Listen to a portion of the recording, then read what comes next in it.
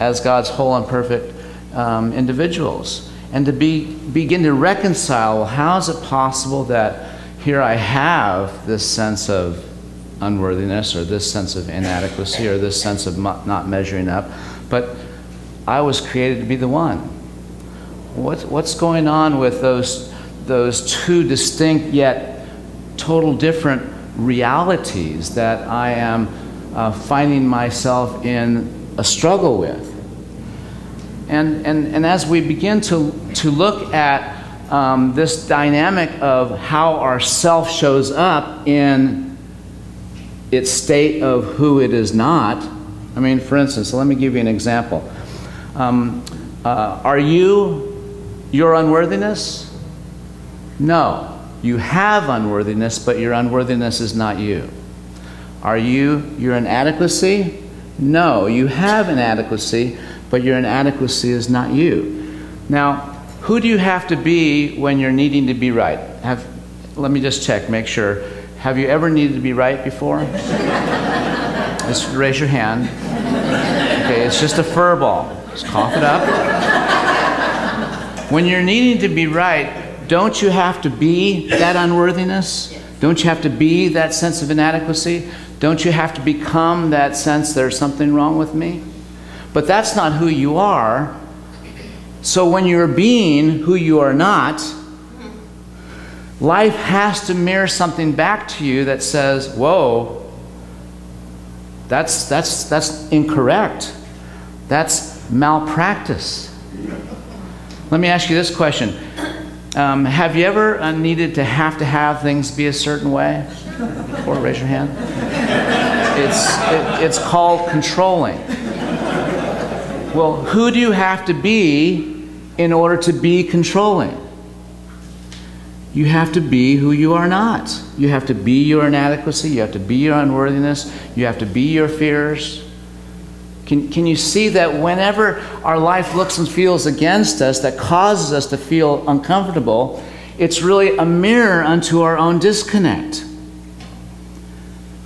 That what has happened in our experience is that something has shown up to mirror how we are wearing who we are not, and confusing ourselves as if that's the truth of us. And so whenever our life looks or feels against us, it is simply a mirror unto our own disconnect. Now, let me ask you this question. How many of you, when you got up this morning, looked into your mirror? Most of you? Some of you, maybe, I don't know. And what did you try to do? Change it. You tried to fix it, didn't you? Yes. No, not the mirror. You didn't put makeup on the mirror. You didn't sort of suck in the mirror reflection, bend this mirror, maybe it'll work differently.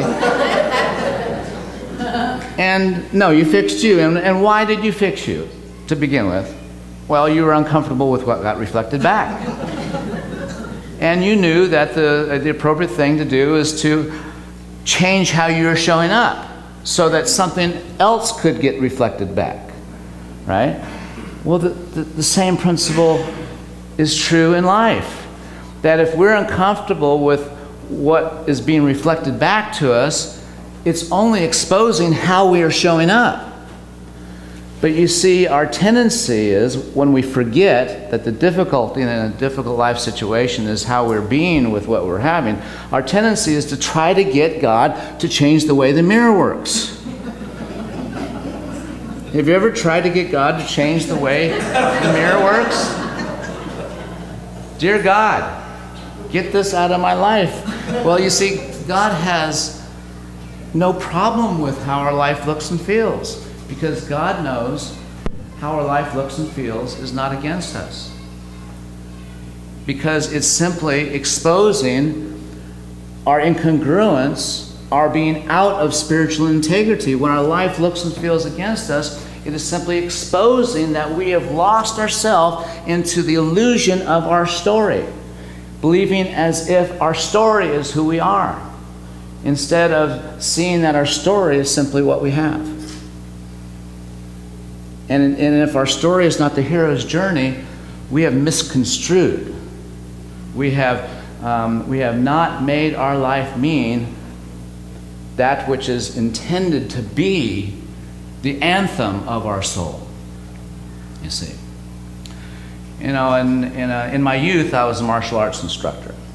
I owned a thriving martial arts school, and one of the things that I would commonly do, a practice that I had, is when a young child was testing for their first-degree black belt, I would ask them, well, what does your black belt represent? What does it symbolize? You know, your black belt can't defend you, doesn't jump up and wrangle it around your enemy.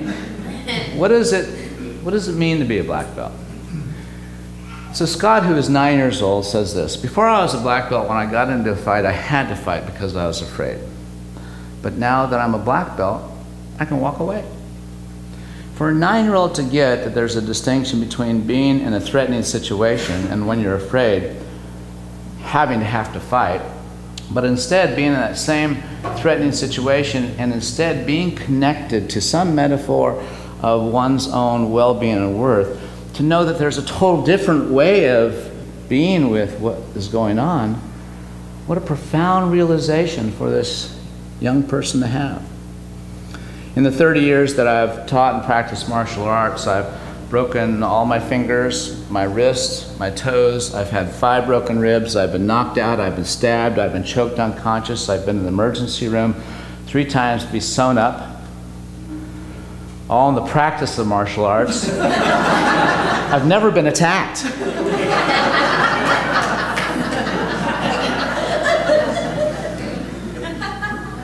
Similarly, as a minister, I've had my butt kicked, my ego bruised, I've been raked over the coals, I've been pounced on, I've been stabbed in the back, I've been shot through the heart. I mean, isn't it interesting the metaphors we use to describe how our life is? I mean, have you ever told someone that you were stabbed in the back? Or you were pounced on? You know, it's important for us to begin, especially New Thought people, it's important for us to recognize that we can't be putting out stuff and expect it not to come back. And if we're putting out, if we're sending the message to the universe that that life is against us, that there is this power that can eclipse the spirit that indwells us, it's got to come back to us.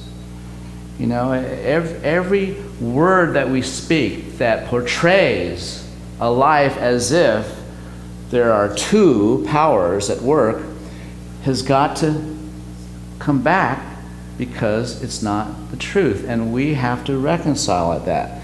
We have to do it first in our own life.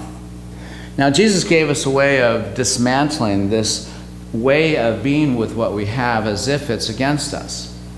And you'll find this instruction and the technique in the Gospel of St. Matthew, chapter 5, verse 44. And I'm going to quote the version that the King James Version, the version that Jesus used. And so...